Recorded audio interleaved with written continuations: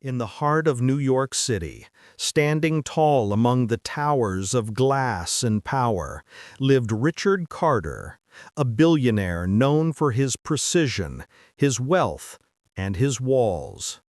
He was only 43, yet his life had already been lived in fast forward. From a scholarship student to the CEO of a multi-billion-dollar investment empire.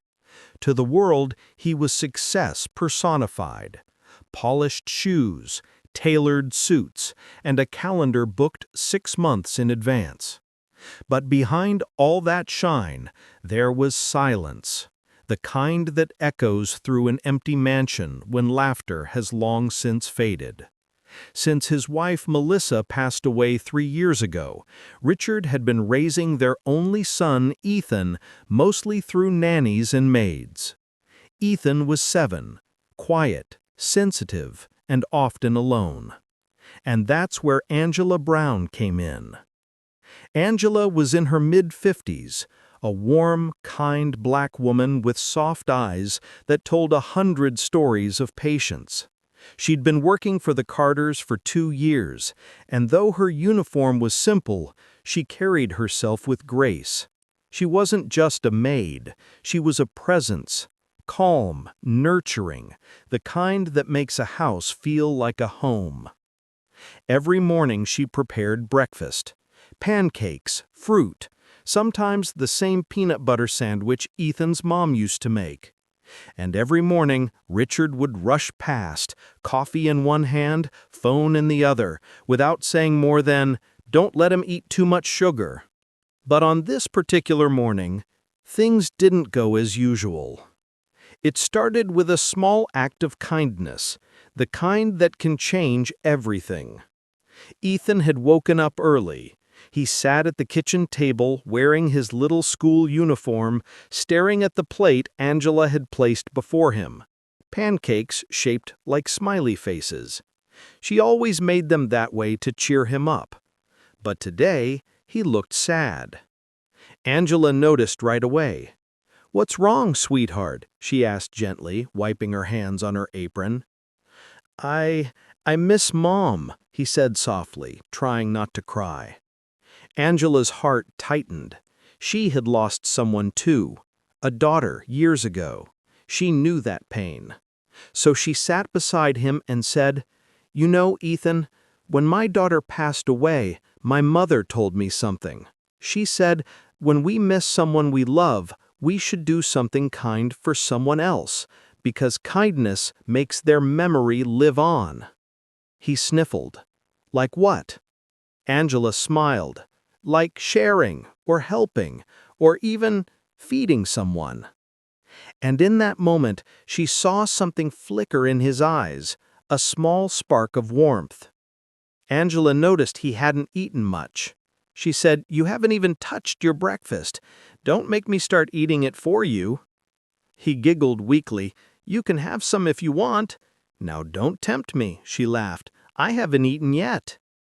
Then, like an innocent grandmother would, she took a small bite of his pancake. She didn't know that a silent camera in the corner was watching. By noon, the kitchen was spotless. Ethan had gone to school. Angela had finished her chores and was polishing the marble counters when she heard the sharp click of footsteps.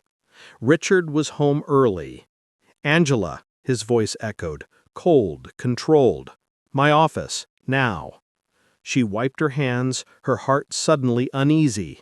She walked into the vast office, bookshelves, dark wood, sunlight cutting through tall windows, and stood by the door, unsure what she had done. Richard turned his laptop toward her. "Explain this." On the screen was the footage, grainy but clear. It showed Angela sitting beside Ethan and then taking a bite from his plate. Angela's eyes widened. "Sir, You ate my son's food," he cut in, his voice sharp as glass. "You know the rules. The staff are not to share meals with family members, especially not the child's food." Her voice trembled. "Mr. Carter, I didn't mean any harm. Ethan..." but he slammed the laptop shut. "Enough," he snapped.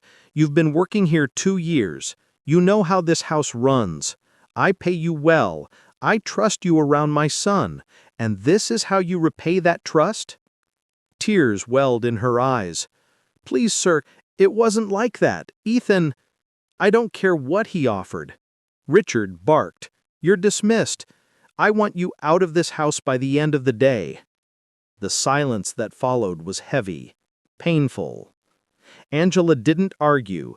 She simply nodded, her voice barely a whisper. "Yes, sir." She turned and walked out.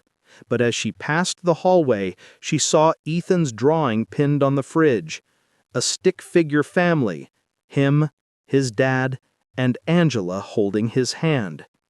Beneath it, in messy crayon letters, he had written, "My family." She took one last look and quietly left.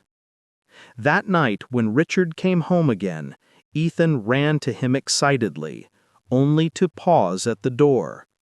"Where's Angela?" he asked. Richard hesitated. "She won't be working here anymore." The boy's eyes filled with confusion. "Why?" "He said she broke the rules," Richard said, sitting down and loosening his tie. "She did something she shouldn't have." His small voice trembled. "She didn't do anything bad, Dad. She was being nice." Richard frowned. "Ethan, this isn't about being nice. There are boundaries."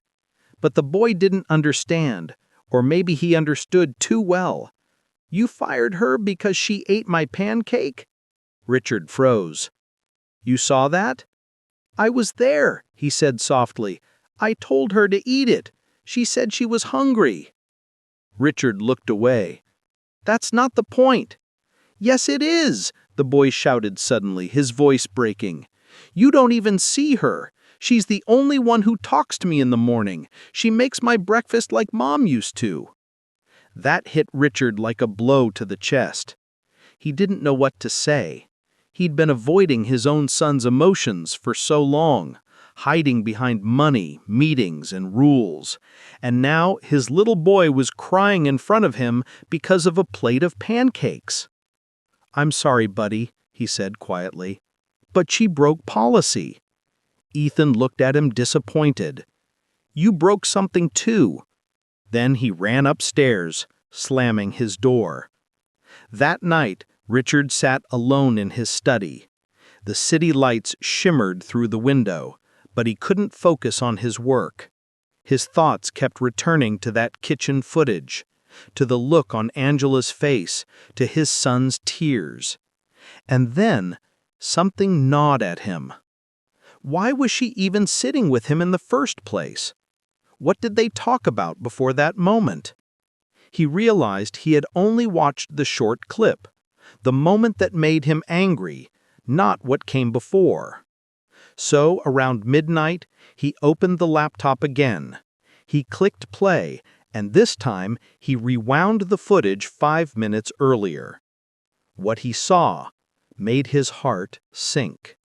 He watched Angela sit beside Ethan. He saw his son crying about missing his mother, and Angela gently holding his hand, speaking softly, making him smile again. Then Ethan offered her a bite, and she hesitated, clearly uncomfortable, before finally accepting just a small taste. And the whole time she wasn't stealing or being inappropriate. She was being human. Richard leaned back, stunned. He realized he hadn't seen the full story. He had judged her on a single frame, a single act, without knowing the reason behind it. His chest tightened with guilt. He whispered to himself, "What have I done?" And as the screen froze on the image of Angela smiling at his son, the billionaire who thought he had everything realized he had just thrown away the only piece of kindness still left in his home. The next morning came wrapped in silence. For the first time in 2 years, the Carter Mansion kitchen was still. No clinking of pans, no smell of pancakes, No soft humming from Angela as she worked, just silence. Ethan sat at the breakfast table, staring at his empty plate. His father stood by the counter, coffee in hand, his eyes distant. The housekeeper, Mrs. Gomez, had taken over breakfast duties, but she didn't know Ethan's favorites the way Angela did. There were no smiley faces on his pancakes, no little notes on napkins that said, "You're going to have a great day." Richard tried to speak. "Eat up, buddy. You'll be late." But Ethan didn't move. He looked at his father with hurt still written across his face. "She's not coming back, is she?" Richard hesitated. "No, son, she's not." Ethan's eyes dropped. "Then I don't want to eat." Richard sighed and ran his hair through his head. "Ethan, please, don't make this harder." But Ethan only said quietly, "You made it hard." Then he pushed his chair back and went upstairs, leaving his breakfast untouched. Richard stood there in the silence of his own choices. He didn't know what to say or do. For years he had managed empires, made billion-dollar deals, and controlled entire companies with precision, but he couldn't manage one 7-year-old's broken heart. Later that day, in his glass office overlooking Manhattan, he tried to focus on the quarterly report, but every line of numbers blurred into the same memory. Angela's trembling voice, her tearful eyes, the sound of his son slamming his door. His assistant noticed his distraction. "Is everything all right, Mr. Carter?" He didn't answer right away, then finally said, "No, Emily, it's not." That night, when he came home, the house felt colder. He poured himself a glass of water and caught sight of the empty chair at the corner of the kitchen, Angela's usual spot when she rested between chores. Her cleaning rag was gone. Her cup was gone. Even the faint scent of cinnamon she used in the air freshener was gone. He walked toward the kitchen counter and saw something he hadn't noticed before, a small envelope tucked beside the fridge magnets. His name written in her neat cursive, Mr. Carter. He opened it slowly. "Sir, I'm sorry if I disappointed you. That was never my intention. I would never cross any boundary in your home. I care about Ethan deeply, and he reminds me of my grandson. I shouldn't have eaten from his plate, even if it was out of kindness. I just wanted to make him smile.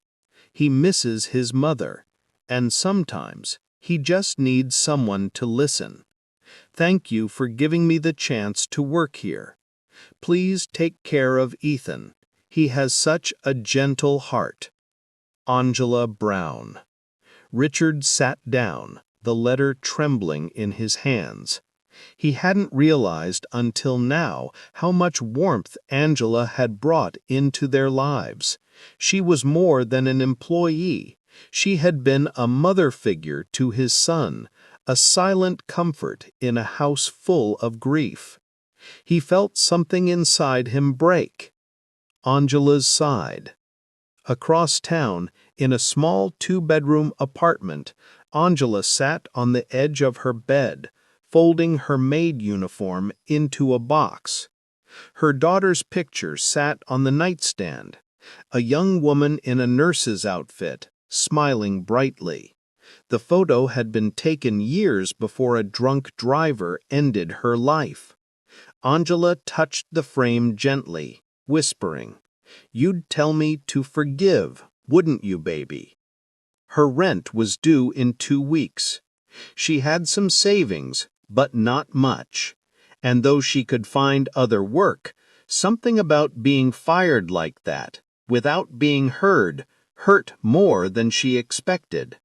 She kept replaying Richard's words in her mind. "You've broken my trust." But what had she really broken? A rule, yes.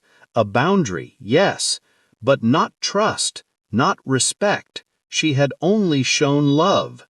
That night, as she watched the city lights through her window, she prayed softly, "Lord, help him see the truth, not for me, but for that boy."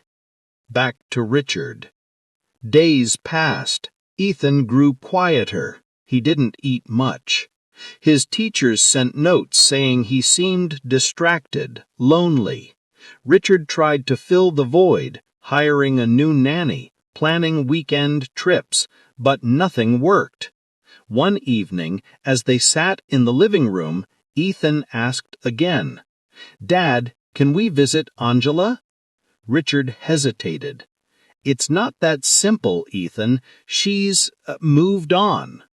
"She didn't do anything wrong," Ethan said, almost in tears. "You didn't even ask what happened. You just got mad."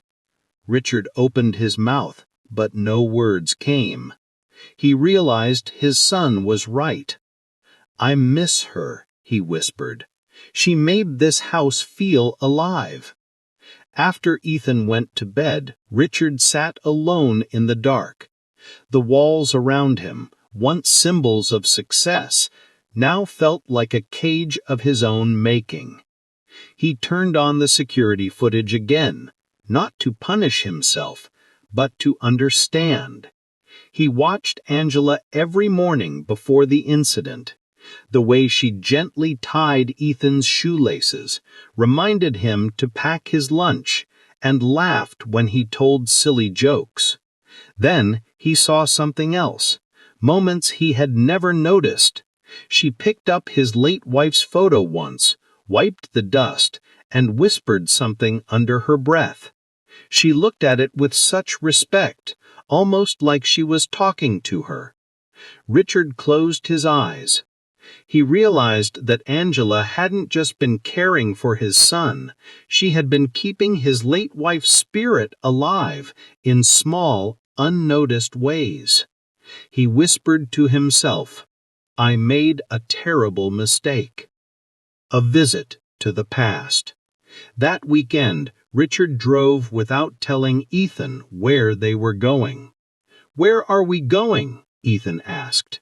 "Just somewhere I should have gone a long time ago." He pulled up outside a modest building, worn but clean.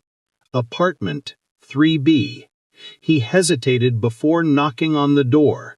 His heart pounded like he was the one on trial. When the door opened, Angela stood there, wearing a simple cardigan. Her eyes widened in surprise. "Mr. Carter," she said softly. Richard's voice cracked slightly. "Angela, I came to apologize." She blinked, stunned. "Sir, you don't need to—" "I do," he interrupted. "I was wrong. I saw only what I wanted to see. I didn't watch the full story. I judged you without understanding what really happened." Her hands trembled slightly as she clasped them together. "I appreciate that, sir." He continued, his voice full of regret. "You were kind to my son when I wasn't. You gave him comfort when I couldn't even give him time. I fired you out of pride, and I'm sorry." Angela's eyes filled with tears.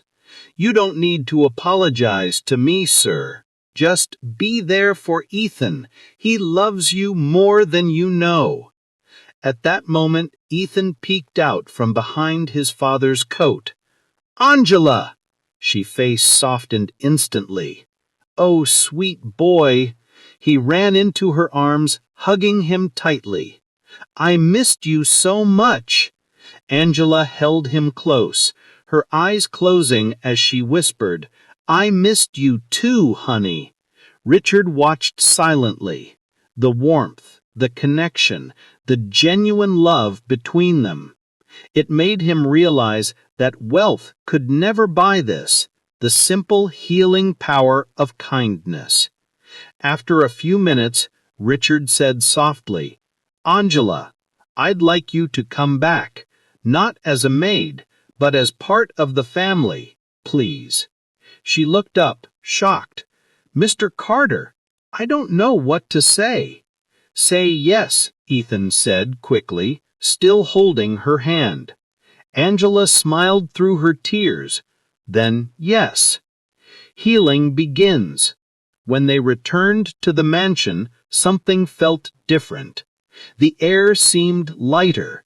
Ethan was smiling again. The following months brought a new rhythm to the Carter home. For the first time since Melissa's passing, the mansion didn't feel like a cold museum. There was laughter again. The sound of piano practice drifting from Ethan's room. The aroma of fresh cookies. The faint hum of Angela's gospel tunes while she worked. But beyond the walls of that mansion, the story was spreading, not as gossip, but as a quiet lesson. Among Richard's employees, whispers began. The boss rehired his maid. He even apologized. It sounded unbelievable, almost uncharacteristic of a man known for being so stern. Yet something inside Richard had shifted forever. He'd started doing something new every morning, something small but meaningful. Before heading to work, he'd sit beside Ethan and eat breakfast with him. No phones, no rush. Sometimes they'd talk about school, sometimes about his mom, sometimes about nothing at all. But those moments stitched their broken bond back together. Angela would smile from across the table, remembering the day she almost lost this family forever. And one morning, Ethan asked, "Dad, are you happy again?" Richard smiled faintly. "I think I'm learning how to be." Angela's new purpose. Angela had settled back into her role, but Richard had given her a promotion. She now oversaw the household staff. More than that, he'd set up a small trust fund in her name for her retirement. She had never expected such generosity. But it wasn't the money that moved her. It was the way Richard now treated her, with respect, with gratitude. He often asked for her advice, especially when it came to Ethan. "You think he's doing okay at school?" he'd ask. "Does he talk about Melissa much?" Angela would smile. "He's healing, Richard, but he'll always need his dad." Her words carried a weight that reminded him daily of what truly mattered. One rainy night, months later, Richard was sorting through his computer files when he stumbled upon another piece of security footage from the same day he fired Angela. He clicked on it out of curiosity. The footage showed Angela leaving the mansion. She paused at the gate, looked back one last time, and whispered something, though the camera had no sound. But her lips formed the words clearly, "Take care of them, Lord." He watched it twice, 3 times, and tears welled up again. This woman, whom he had accused of betrayal, had still prayed for his family even as she was being thrown out. He saved that clip and never told anyone about it, but in his heart it became his reminder of humility, grace, and second chances. Months passed since Angela returned to the Carter household, and for the first time in years, peace had found a home there. The marble counters gleamed not because of money, but because of the laughter bouncing off them. The garden bloomed again. Ethan and Angela planted roses together in honor of Melissa. Richard often stood by the window watching them, realizing that sometimes love doesn't vanish when someone dies. It just changes shape. But life, as always, tests what we've learned. A subtle change. One crisp autumn morning, Angela arrived later than usual. Her steps seemed slower, her smile slightly faded. She brushed it off, saying, "Just a bit tired, that's all." But Richard noticed. He'd learned to see people now, not just their tasks. "Angela," he asked, "are you sure you're okay?" She smiled warmly. "Oh, I'm fine, Sorry, Richard. Just old bones complaining." He didn't press further. But over the next few weeks, he noticed little things. Her hands trembling when she poured tea, her breath catching after climbing stairs. One morning she fainted quietly while setting the table. Ethan screamed, "Dad, Angela fell!" Richard rushed over, catching her before she hit the ground. "Angela, stay with me." Her eyes fluttered open. "I'm all right, just dizzy." "No," Richard said firmly. "You're going to the hospital." She tried to protest. "Please, it's probably nothing." "It's not nothing," he said, his voice breaking. "Your family. You hear me? Your family." Those words made her eyes glisten before she lost consciousness again. At the hospital, the doctors confirmed it. Angela had been hiding a heart condition for months. She needed rest and medication, and possibly surgery if it worsened. When she woke, Richard and Ethan were right there, flowers on the table, Ethan holding her hand tightly. "You scared me," the boy said tearfully. Angela smiled weakly. "I'm sorry, honey. I didn't want to worry anyone." Richard sat by her side, guilt and care written on his face. "You've spent your whole life caring for everyone else. It's our turn to care for you." Angela's lips trembled. "Richard, you don't have to—" "Yes, I do," he interrupted softly, "because when Melissa passed, I shut everyone out. I forgot what family meant. You reminded me. You gave me back my son. Now let me be there for you." Tears rolled down her cheeks. "Richard, you've changed." He smiled faintly. "Thanks to you." When news got out that billionaire Richard Carter was paying the full medical costs of his maid, the tabloids exploded. Headlines read, "CEO's unexpected act of kindness, the billionaire who paid his maid's hospital bills." At first, Richard hated the attention, but then he realized maybe it wasn't bad for people to see compassion in power. He gave a short interview where he said simply, "I made a mistake once. I fired someone who only showed love. We all make mistakes, but it's what we do afterwards that defines us." That one line went viral, and suddenly people saw Richard Carter not as a cold businessman, but as a man reborn by humility. During Angela's recovery, Ethan visited her every day. He brought drawings, letters, and stories about school.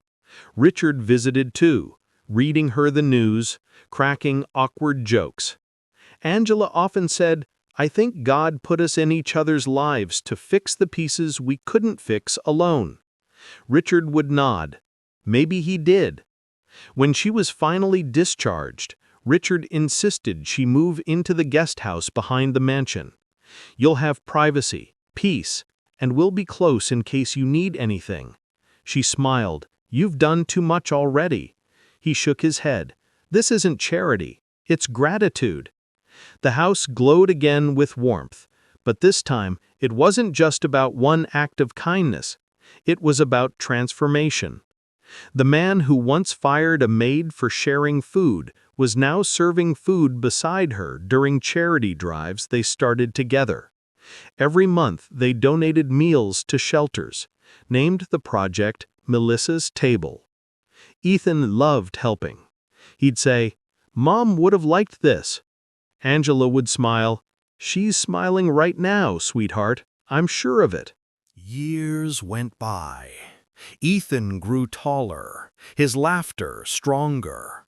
Angela's health stabilized, though she moved slower. Richard's company continued to thrive, but this time, success didn't define him, compassion did.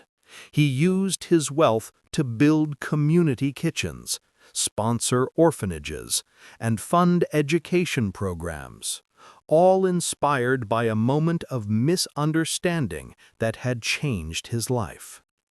But fate had one more lesson left. It happened on the rainy afternoon. Angela had been helping Ethan bake cookies for a charity event when she suddenly dropped the mixing bowl. Her hands clutched her chest. "Ethan! Angela!" Ethan screamed, rushing to her side. "Richard, help!" Richard came running from the living room.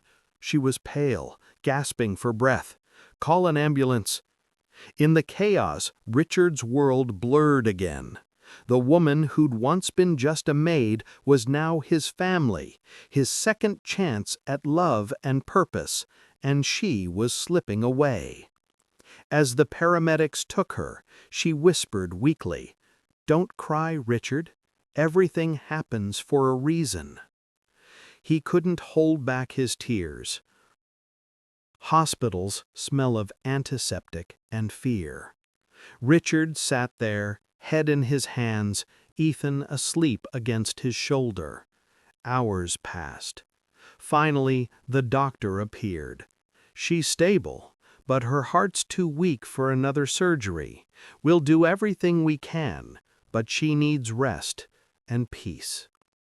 Richard nodded numbly. "Can I see her?" When he entered her room, Angela lay still, oxygen tubes gently hissing. Her eyes fluttered open.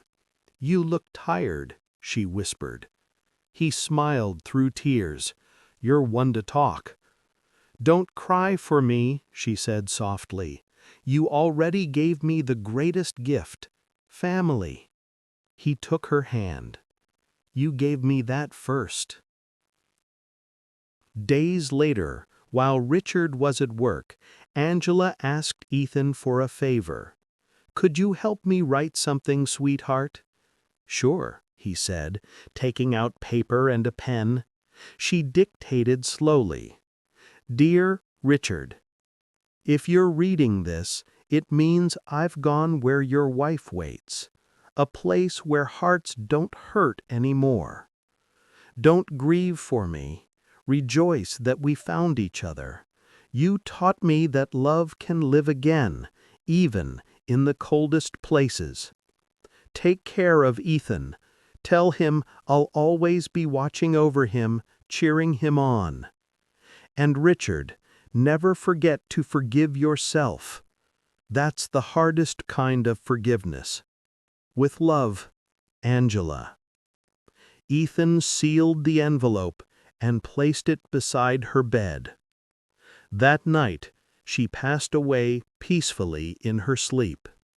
When Richard found the letter, he broke down completely. For hours he sat by her bedside, holding her hand, whispering, thank you for saving me." Ethan cried quietly beside him. "She's in heaven now, right?"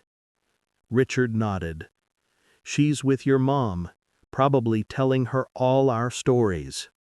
They held each other as dawn crept in, a sunrise that felt both like an ending and a beginning.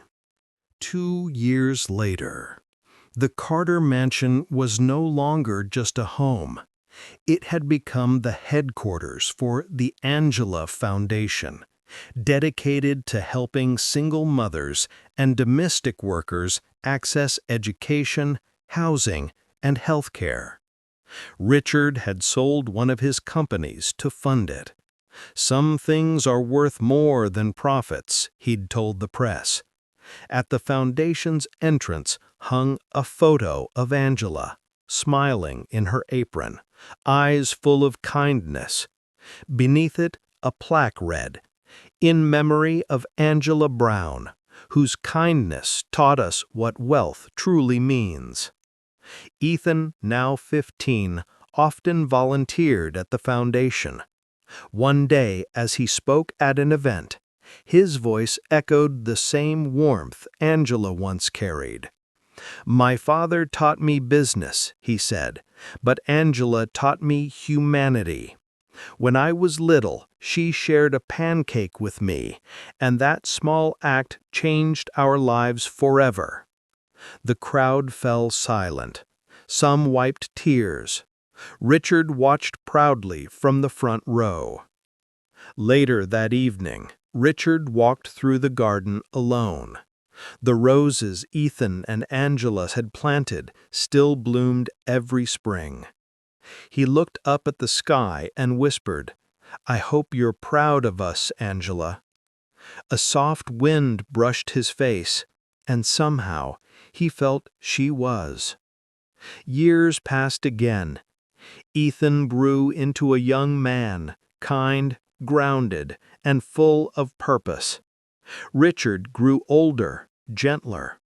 One summer afternoon, Ethan graduated from college with honors. The ceremony was held at the Angela Foundation Auditorium. As he walked to the podium, he carried two photos, one of his mother, one of Angela. He began his speech. "People think wealth is about money, but the richest man I know is my father because he learned how to love again. And the greatest teacher I ever had wasn't from a school. It was a woman who believed in kindness, even when the world didn't. Her name was Angela Brown." Applause filled the hall, echoing through every heart that remembered her. Richard stood there, eyes glistening, knowing that Angela's spirit would live on through every act of kindness they carried forward. As the crowd stood in applause, he whispered to himself, "She was right. Forgiveness really does set you free." And as he looked at his son, grown, strong, smiling, he realized the truest legacy isn't fortune or fame. It's the love we leave behind.